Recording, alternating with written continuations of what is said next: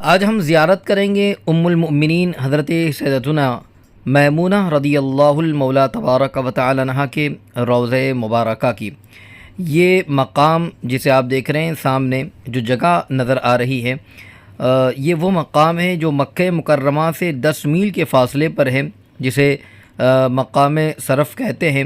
یہ بھی عجیب اتفاق ہے کہ حضرت سیدتنا میمونہ رضی اللہ المولا تبارک و تعالی عنہا کا نکاح، زفاف اور وصال ایک ہی مقام پر واقع ہوا، اور یہی وہ مقام ہے۔ آپ کا روضہ مبارکہ، آپ کی تربت مبارکہ آپ ملاحظہ فرمائیں۔ ام المؤمنین حضرت سیدتنا میمونہ رضی اللہ المولا تبارک و تعالی عنہا سے 76 حدیثیں مروی ہیں اور 7 متفق علیہ باقی دیگر کتابوں کے اندر ہے۔ آپ کا وصال حضرت علی کرم اللہ تعالی وجہہ الکریم کے دور خلافت میں ہوا ہے۔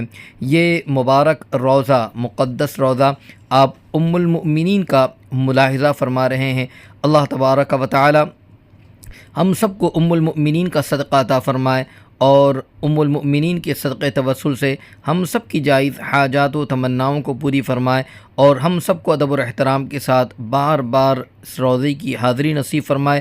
حج بیت اللہ کی سعادتوں سے مولا تبارک و تعالی مالا مال فرمائے، آمین۔